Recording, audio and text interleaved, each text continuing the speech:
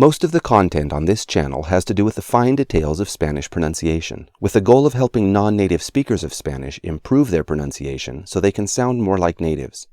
But we all have some foreign accent when we speak our foreign language, don't we? Realistically speaking, how authentically native-like could your Spanish pronunciation actually become? And if you knew the answer to that question, would it affect the goals that you've set for yourself as a Spanish learner or the approach that you take to pronunciation? In this video, we'll take a more structured approach to understanding proficiency in foreign language pronunciation, so that you can understand better where you are now, what you can realistically hope to achieve, and what steps you can take to get you from where you are to where you want to be.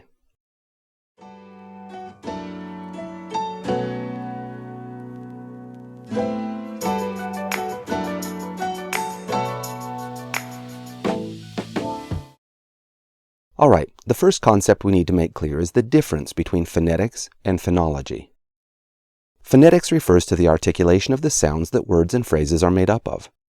Phonology refers to the system of rules that describes when to pronounce different versions of a given sound depending on what other sounds are around it. Let me give you an example from American English.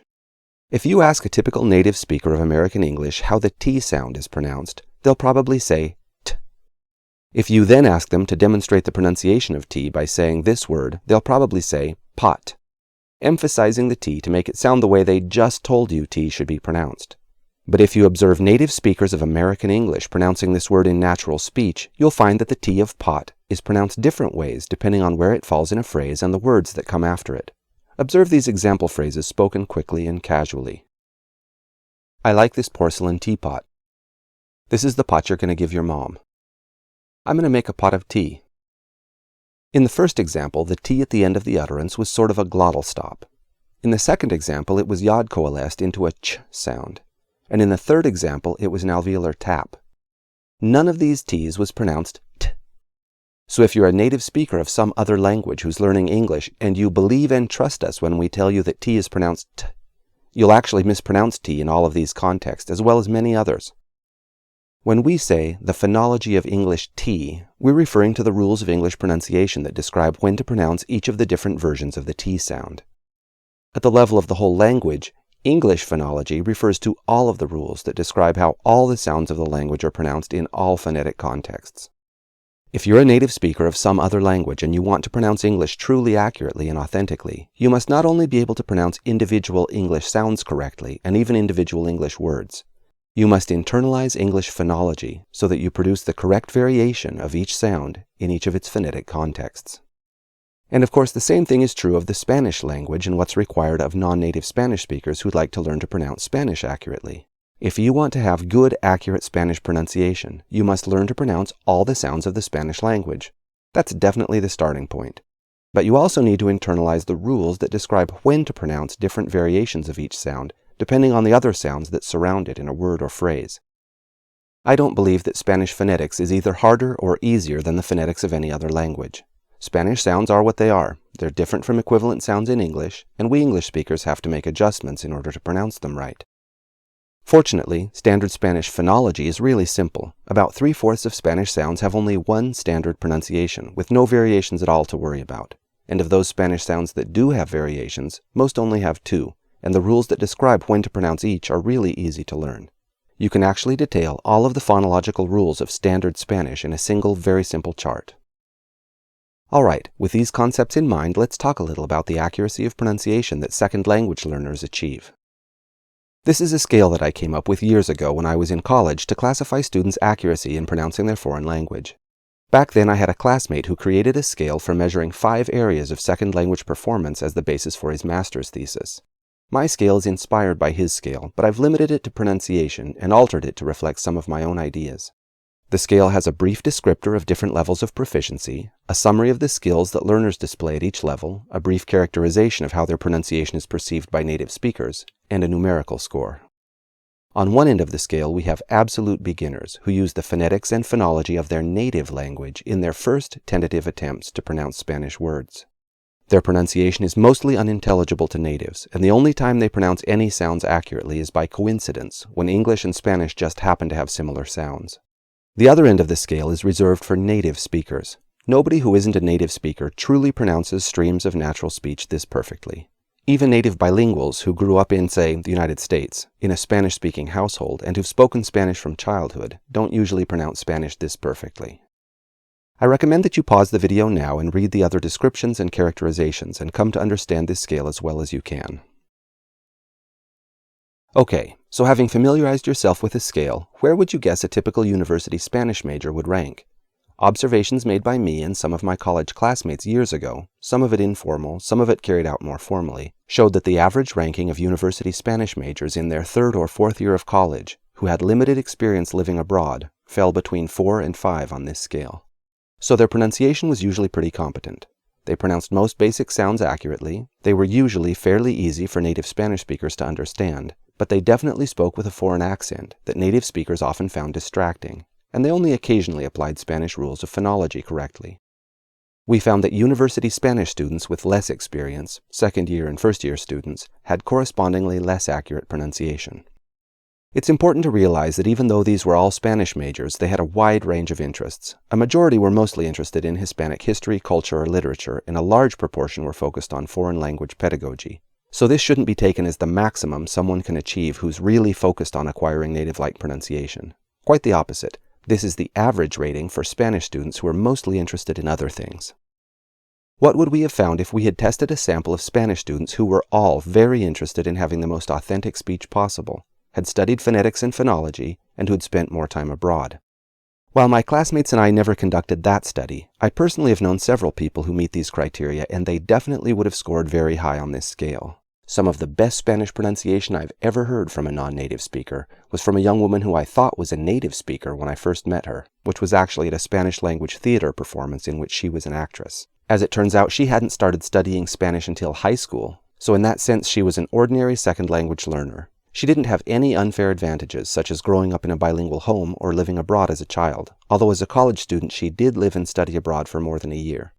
She and I ended up taking some classes together, and after some time observing her, I was confident that she rated an 8 or even 9 on this scale.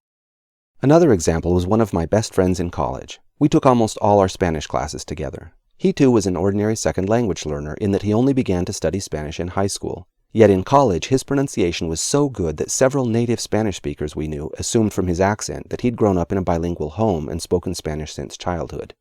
Like the young woman I mentioned earlier, he studied and lived abroad for more than a year as a college student. He too would have rated an 8 or 9 on this scale.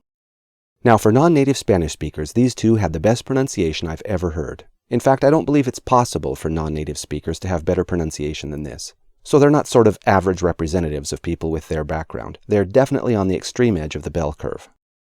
Like I said, I haven't specifically conducted a survey exclusively with participants with this sort of background, but I've informally observed dozens of such students, and it's my observation that the middle of the bell curve for them tends to be around 6 or 7 on this scale. And now we're getting to the answer to the question posed at the beginning of this video. Realistically speaking, how authentically native-like could your Spanish pronunciation actually become? I feel like for someone of ordinary natural talent, neither someone who's gifted nor someone who finds pronunciation inordinately difficult, just an ordinary person, if it's important for you to have good pronunciation and that interest stays with you long-term and motivates you, this is how good your Spanish pronunciation could actually become. And truthfully, this is darn good. People at this level of proficiency consistently pronounce all basic sounds correctly and usually use correct phonology. Their pronunciation's easy to understand and their foreign accent is mild enough that natives don't find it distracting. Pronunciation this good is an accomplishment to be proud of.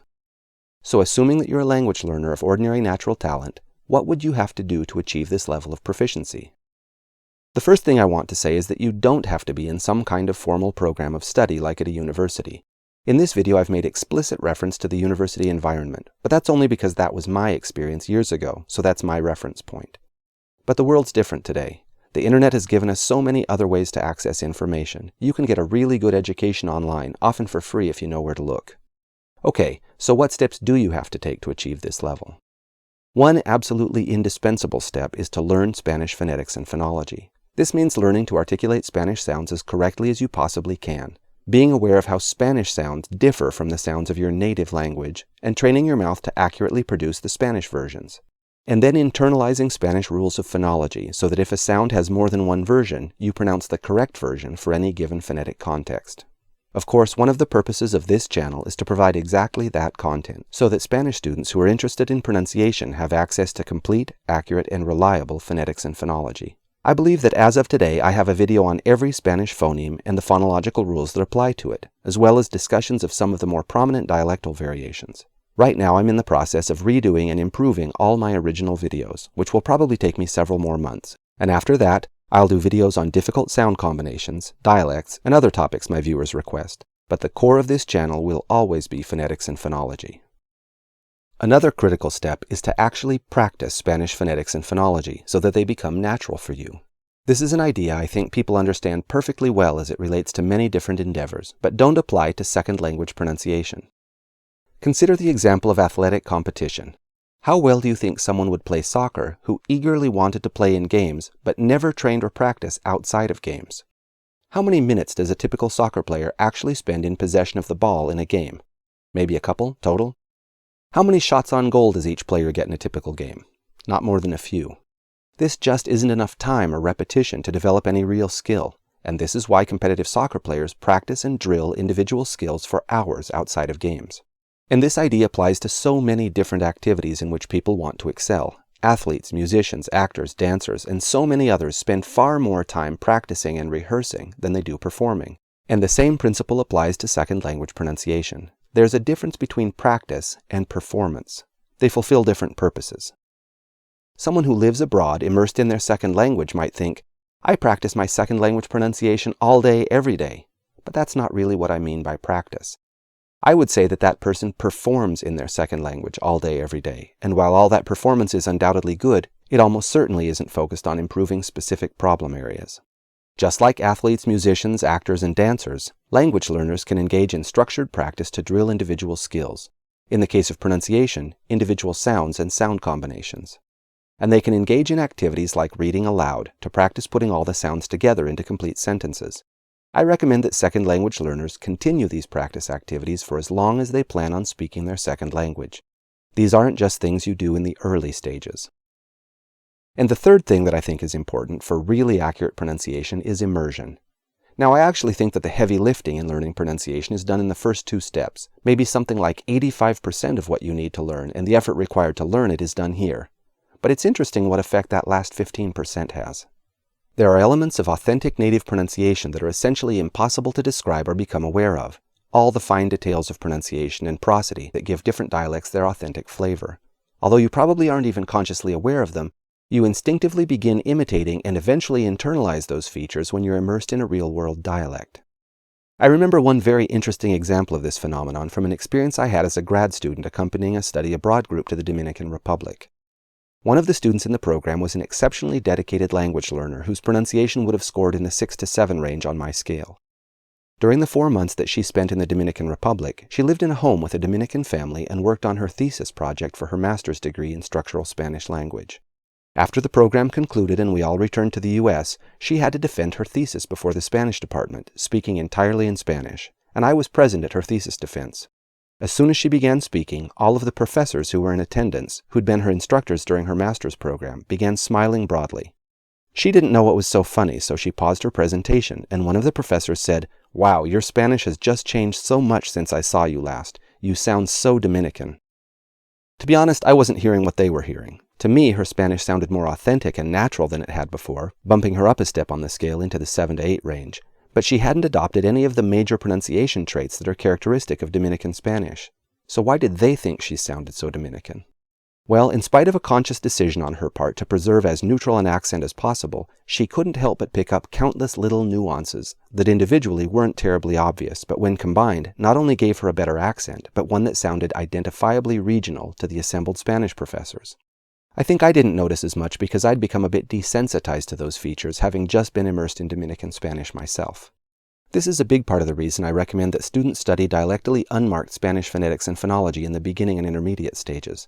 Not only will it be possible for you to adapt your Spanish to an authentic regional accent once you get the opportunity to spend time abroad, it'll be impossible to avoid. Living immersed in a Spanish-speaking community has the potential to take good pronunciation and elevate it to great pronunciation. A few closing thoughts and we'll wrap this up. I don't want anyone to come away from this discussion feeling that achieving this level of pronunciation is the only acceptable outcome, and anyone who doesn't get there is a failure. If pronunciation just isn't your thing, there are other areas you can focus on, be excellent in, and be proud of. Another thing to remember is that each level of proficiency brings its own joys and can be appreciated for what it is, without lamenting what it isn't. The purpose of this video has not been to set a standard and then disparage everyone who hasn't reached it. It's merely been to introduce some ideas about proficiency and give interested learners some idea of what's possible to achieve if they want it. Alright, this has been our discussion of proficiency in Spanish pronunciation. If you've enjoyed this video, please give it a like, and don't forget to subscribe so you don't miss out on future content. If you have any questions about the Spanish language, please ask in the comments. I keep a running list of viewers' questions that I consult when deciding what topics to include in my next video.